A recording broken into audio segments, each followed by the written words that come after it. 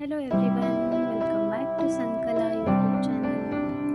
So ಇವತ್ತು ನಿಮ್ಮ ಮುಂದೆ ನಾನು ಉತ್ತರ ಕರ್ನಾಟಕದ್ದು ಅಂದರೆ ಉತ್ತರ ಕರ್ನಾಟಕ ಫೇಮಸ್ ಫಾರ್ ಚಟ್ನಿ ಪುಡಿ. ಸೊ ನಾನಿವತ್ತು ನಿಮ್ಮ ಮುಂದೆ ಎರಡು ಥರ ಚಟ್ನಿ ಪುಡಿ ರೆಸಿಪಿನ ತೊಗೊಂಡು ಬಂದಿದ್ದೀನಿ. ಒಂದು ಬಂದುಬಿಟ್ಟು ಕಾರೆಳ್ಳು ಅಥವಾ ಗುರೆಳ್ಳು ಅಂತ ಹೇಳ್ತಾರೆ.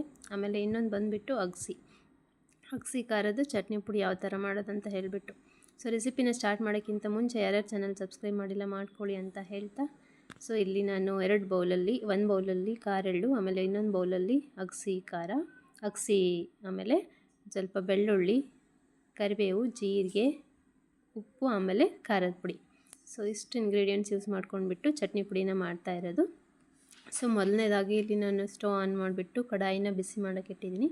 ಕಡಾಯಿ ಬಿಸಿ ಆದ ನಂತರ ಇದಕ್ಕೆ ನಾನು 1 ಬೌಲ್ ಆಗೋಷ್ಟು ಕಾರೆಳ್ಳು ಅಥವಾ ಗುರೆಳ್ಳು ಅಂತಲೇ ಹೇಳ್ತಾರೆ, ಅದನ್ನು ಹಾಕ್ಕೊಂಡ್ಬಿಟ್ಟು ಚೆನ್ನಾಗಿ ಫ್ರೈ ಮಾಡ್ಕೊಳ್ಬೇಕು.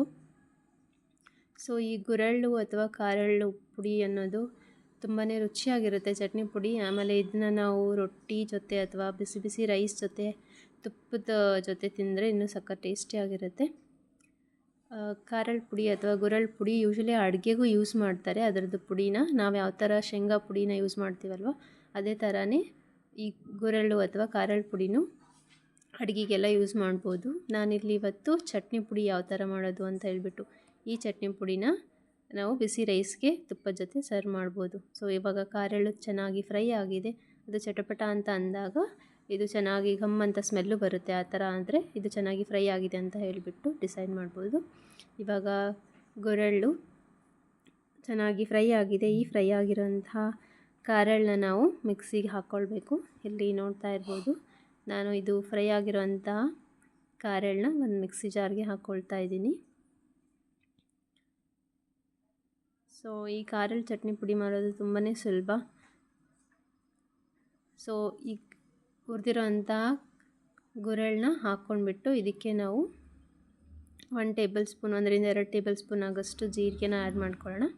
ಅದಾದಮೇಲೆ ಒಂದು ಸ್ವಲ್ಪ ಕರಿಬೇವಿನ ಎಲೆ, ಅದಾದ ನಂತರ ಇದಕ್ಕೆ ರುಚಿಗೆ ತಕ್ಕಷ್ಟು ಉಪ್ಪನ್ನು ಸಹ ಆ್ಯಡ್ ಮಾಡ್ಕೊಳ್ಳೋಣ.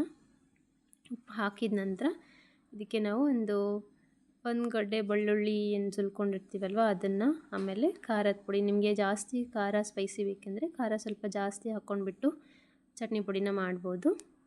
ಇವಾಗ ಖಾರ ಹಾಕಿದ ನಂತರ ಅದಕ್ಕೆ ಒಂದು ಸ್ವಲ್ಪ ಬೆಳ್ಳುಳ್ಳಿನ ಆ್ಯಡ್ ಮಾಡಿದ್ದೀನಿ. ಇಷ್ಟು ಇಂಗ್ರೀಡಿಯೆಂಟ್ಸ್ ಹಾಕಿಬಿಟ್ಟು ಇದನ್ನ ನಾವು ಮಿಕ್ಸಿ ಜಾರ್ ಒಳಗಡೆ ಪುಡಿಯಾಗಿ ಮಾಡ್ಕೊಳ್ಬೇಕು. ಸೊ ನೋಡಿದ್ರಲ್ವ, ಈ ಥರ ನುಣ್ಣಗೆ ಚೆನ್ನಾಗಿ ಮಿಕ್ಸಿ ಮಾಡಿಕೊಂಡ್ರೆ ಕಾರೆಳ್ಳು ಪುಡಿ ಅಥವಾ ಗುರೆಳ್ಳು ಚಟ್ನಿ ಪುಡಿ ರೆಡಿ ಆಗುತ್ತೆ. ಇದನ್ನ ನಾವು ಜೋಳದ ರೊಟ್ಟಿ ಜೊತೆ ಊಟ ಮಾಡಬೇಕಾದ್ರೆ ಮೊಸರು ಜೊತೆ ಕಲಿಸ್ಕೊಂಡು ತಿನ್ಬೋದು. ಬಿಸಿ ಬಿಸಿ ರೈಸ್ ಆಗಿದ್ದರೆ ತುಪ್ಪದ ಜೊತೆನೂ ಊಟ ಮಾಡ್ಬೋದು. ಸೊ ನೋಡಿದ್ರಲ್ವ, ಗುರೆಳ್ಳು ಅಥವಾ ಕಾರೆಳ್ಳು ಪುಡಿ ಚಟ್ನಿ ರೆಡಿ ಆಯಿತು. ಇವಾಗ ನೆಕ್ಸ್ಟ್ ರೆಸಿಪಿ ಬಂದುಬಿಟ್ಟು ಅಗಸಿ ಖಾರದ ಚಟ್ನಿ ಪುಡಿ. ಸೊ ಇಲ್ಲಿ ಬಿಸಿಯಾಗಿರೋಂಥ ಕಡಾಯಿಗೆ ಅಗಸಿನ ನಾನು ಹಾಕ್ಕೊಳ್ತಾ ಇದ್ದೀನಿ. ಆಮೇಲೆ ಅಗಸಿ ತುಂಬಾ ಒಳ್ಳೆಯದು ಅಂತ ಹೇಳ್ತಾರೆ ಹೆಲ್ತ್ಗೆ. ಸೊ ಈ ಥರ ನೀವು ಡೈರೆಕ್ಟಾಗಿ ತಿನ್ನೋಕ್ಕಾಗದೇ ಇದ್ರೂ ಈ ಥರ ಚಟ್ನಿ ಪುಡಿ ಮಾಡಿಕೊಂಡು ತಿಂದರೆ ಬಿಸಿ ರೈಸಲ್ಲೂ ಅಥವಾ ರೊಟ್ಟಿ ಒಳಗಡೆ ಮೊಸರು ಜೊತೆ ಹಾಕ್ಕೊಂಡ್ಬಿಟ್ಟು ಊಟ ಮಾಡ್ಬೋದು. ಸೊ ಅಗಸಿ ಯಾವಾಗ ಈ ಥರ ಚಟಪಟ ಅನ್ನೋಕ್ಕೆ ಸ್ಟಾರ್ಟ್ ಆಗುತ್ತಲ್ವ, ಆ ಟೈಮಲ್ಲಿ ನಾವು ಚೆನ್ನಾಗಿ ಫ್ರೈ ಆಗ್ತಿದೆ ಅಂತ ತಿಳ್ಕೊಳ್ಬೋದು. ಸೊ ನೋಡ್ತಾ ಇದ್ದೀರಲ್ವ, ಮೀಡಿಯಮ್ ಫ್ಲೇಮ್ ಇಟ್ಬಿಟ್ಟು ಇದನ್ನ ನೀಟಾಗಿ ಫ್ರೈ ಮಾಡ್ಕೊಳ್ಬೇಕು. ಅಗಸಿನ ಆಲ್ಮೋಸ್ಟ್ ಒಂದು 3 to 4 ಮಿನಿಟ್ಸ್ ಬೇಕಾಗುತ್ತೆ ಇದು ಚೆನ್ನಾಗಿ ಫ್ರೈ ಆಗೋಕ್ಕೆ. ಸೊ ಬಿಡ್ದೇ ನಾವು ನೀಟಾಗಿ ಸ್ಪೂನ್ ಕೈ ಆಡಿಸ್ಕೊಂಡು ಈ ಥರ ಫ್ರೈ ಮಾಡ್ಕೊಳ್ಬೇಕು. ಇವಾಗ ಅಗಸಿ ಚೆನ್ನಾಗಿ ಫ್ರೈ ಆಗಿದೆ. ಇದನ್ನು ಸ್ವಲ್ಪ ತಣ್ಣಗಾಗಕ್ಕೆ ಬಿಟ್ಟು ಅದನ್ನು ನಾವು ಮಿಕ್ಸಿ ಜಾರ್ಗೆ ಹಾಕ್ಕೊಂಡ್ಬಿಟ್ಟು ಚಟ್ನಿ ಪುಡಿನ ಮಾಡ್ಕೊಳ್ಳೋಣ. ಸೊ ಮೊದಲನೇದಾಗಿ ಇಲ್ಲಿ ಅಗಸಿನ ಹಾಕ್ಕೊಳ್ತಾ ಇದ್ದೀನಿ ನಾನು.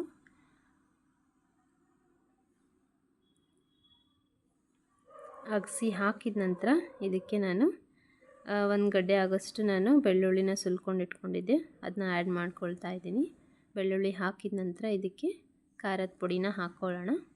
ನಿಮಗೆ ಖಾರದ ಪುಡಿ ಡೈರೆಕ್ಟಾಗಿ ಹಾಕ್ಬೋದು, ಇಲ್ಲಾಂದರೆ ಕೆಂಪು ಮೆಣಸಿನ್ಕಾಯಿ ಇದ್ದರೆ ನೀವು ಫ್ರೈ ಮಾಡಿಕೊಂಡು ಅದನ್ನು ಚಟ್ನಿ ಪುಡಿಗೆ ಯೂಸ್ ಮಾಡ್ಬೋದು. ನನಗೆ ಇಲ್ಲಿ ಖಾರದ ಪುಡಿನ ಯೂಸ್ ಮಾಡಿದ್ದೀನಿ. ಅದಾದಮೇಲೆ ರುಚಿಗೆ ತಕ್ಕಷ್ಟು ಉಪ್ಪು, ಇಷ್ಟು ಹಾಕ್ಬಿಟ್ಟು ಇದನ್ನು ಸಹ ನಾವು ಮಿಕ್ಸಿ ಜಾರಲ್ಲಿ ಹಾಕ್ಕೊಂಡ್ಬಿಟ್ಟು ಪೇಸ್ಟ್ ಮಾಡ್ಕೊಳ್ಳೋಣ. ಸೊ ನೋಡಿದ್ರಲ್ವ, ಅಗಸಿ ಚಟ್ನಿ ಪುಡಿ ರೆಡಿ ಆಯ್ತು. ಇವಾಗ ಅಗಸಿ ಖಾರದ್ದು ಚಟ್ನಿ ಪುಡಿ, ಆಮೇಲೆ ಗುರೆಳ್ಳು ಅಥವಾ ಕಾರೆಳ್ಳು ಚಟ್ನಿ ಪುಡಿ ತುಂಬಾ ರುಚಿಯಾಗಿರುತ್ತೆ ಊಟ ಮಾಡೋಕ್ಕೆ. ಆಮೇಲೆ ಉತ್ತರ ಕರ್ನಾಟಕದವ್ರಿಗೆ ಚಟ್ನಿ ಪುಡಿಯಲ್ಲಿ ತುಂಬ ಫೇಮಸ್ ಅಂತಲೇ ಹೇಳ್ಬೋದು. ಆಲ್ಮೋಸ್ಟ್ ಎಲ್ಲ ಊಟದಲ್ಲೂ ಈ ಥರ ಡಿಫ್ರೆಂಟ್ ವೆರೈಟಿ ಆಫ್ ಚಟ್ನಿ ಪುಡೀಸ್ ಇರುತ್ತೆ. ಸೊ ನಾನಿವತ್ತು ನಿಮ್ಮ ಮುಂದೆ ಕಾರೆಳ್ಳು ಅಥವಾ ಗುರೆಳ್ಳು ಚಟ್ನಿ ಪುಡಿ, ಅದಾದಮೇಲೆ ಅಗಸಿ ಖಾರದ ಚಟ್ನಿ ಪುಡಿ ಯಾವ ಥರ ಮಾಡೋದು ಅಂತ ಹೇಳ್ಬಿಟ್ಟು ತೋರಿಸ್ಕೊಟ್ಟಿದ್ದೀನಿ. ಹೋಪ್ ನಿಮಗೆ ಈ ವಿಡಿಯೋ ಇಷ್ಟ ಆಯಿತು ಅಂತ ಅಂದ್ಕೊಳ್ತೀನಿ. ಇದನ್ನ ನಾವು ಜೋಳದ ರೊಟ್ಟಿ ಅಥವಾ ಬಿಸಿ ಬಿಸಿ ಅನ್ನದಲ್ಲಿ ತುಪ್ಪದ ಜೊತೆನೂ ಸರ್ವ್ ಮಾಡ್ಬೋದು. ಹೋಪ್ ನಿಮಗೆ ಈ ರೆಸಿಪಿ ಇಷ್ಟ ಆಯಿತು ಅಂತ ಅಂದ್ಕೊಳ್ತೀನಿ. ಇಷ್ಟ ಆಗಿದರೆ ನನ್ನ ಚಾನಲ್ನ ಸಬ್ಸ್ಕ್ರೈಬ್ ಮಾಡಿ, ಲೈಕ್, ಶೇರ್, ಕಮೆಂಟ್ ಮಾಡಿ ಅಂತ ಹೇಳ್ತಾ, ಈ ಚಟ್ನಿ ಪುಡಿನ ನಾವು ಏರ್ ಟೈಟ್ ಕಂಟೈನರ್ ಒಳಗಡೆ ಕ್ಲೋಸ್ ಮಾಡಿಬಿಟ್ಟು ಸ್ಟೋರ್ ಮಾಡ್ಬೋದು. Thank you for watching this video.